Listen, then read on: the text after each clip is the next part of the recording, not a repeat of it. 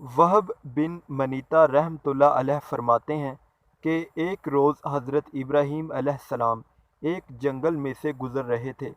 جب سورج نصف النہار پر پہنچا تو خوب گرمی ہو گئی اور آپ کو شدید پیاس محسوس ہونے لگی۔ آپ نے اپنے چاروں جانب نظر دوڑائی، کہیں بھی پانی کا کوئی نام و نشان نظر نہ آیا۔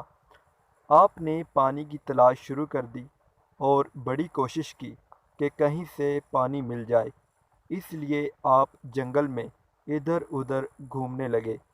اسی اثنا میں آپ نے ایک کالے حبشی کو دیکھا جس کے ہاتھ میں لاٹھی تھی۔ وہ بکریاں چرا رہا تھا۔ آپ اس کے پاس تشریف لے گئے اور اسے سلام کہا۔ اس نے جواب دیا، وعلیکم السلام۔ اے اللہ تعالیٰ کے خلیل، آپ کو بڑا تعجب ہوا۔ آپ نے اس سے کہا کہ اے حبشی، تو نے کبھی بھی مجھے نہیں دیکھا، پھر تجھے میرا نام کیسے معلوم ہے؟ اس کے بعد آپ نے اس سے فرمایا کہ مجھے پیاس لگی ہوئی ہے، کیا تم مجھے کچھ دودھ پلا سکتے ہو؟ اس نے کہا، اے اللہ تعالیٰ کے خلیل، آپ دودھ پینا پسند فرمائیں گے یا ٹھنڈا پانی؟ آپ نے اس سے فرمایا، اے حبشی، اس وقت سخت گرمی ہے، یہاں ٹھنڈا پانی کہاں سے ملے گا؟ وہاں ایک پتھر پڑا ہوا تھا۔ اس حبشی نے اپنی لاٹھی اس پتھر پر ماری تو پتھر پھٹ گیا اور اللہ تعالیٰ کے حکم سے اس میں سے دودھ سے زیادہ صاف، شربت سے زیادہ لذیذ اور برف سے کہیں زیادہ ٹھنڈا پانی بہنا شروع ہو گیا۔ اس نے کہا، اے خلیل، اللہ تعالیٰ پانی کے قریب ہیں اور اللہ تعالیٰ کی قدرت پر حیران مت ہوں۔ پھر اس نے ایک بہت بڑے پہاڑ کی طرف اشارہ کیا اور کہا، اے اللہ تعالیٰ کے پیارے خلیل، جو اللہ تعالیٰ کی اطاعت و فرما برداری کرتا ہے، ساری مخلوق اس کی اطاعت و فرما برداری کرتی ہے۔ اگر میں اس پہاڑ سے کہوں کہ وہ اپنی جگہ سے بلند ہو جائے تو پہاڑ اپنی جگہ سے بلند ہو جائے گا۔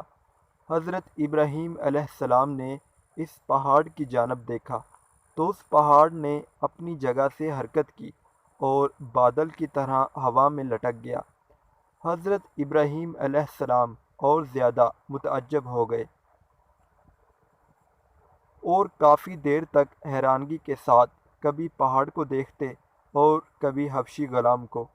پھر آپ نے اللہ تعالیٰ کا ذکر کیا اور اس کی پاکی بیان کی۔ اتنے میں حضرت جبریل علیہ السلام آپ کے پاس آئے اور کہا، اے ابراہیم، آپ کس بات پر اتنے حیران ہو رہے ہیں؟ آپ نے فرمایا، میں اس حبشی غلام پر حیران ہوں کہ اللہ تعالیٰ نے اس کو اتنا عظیم مرتبہ عطا فرمایا ہے۔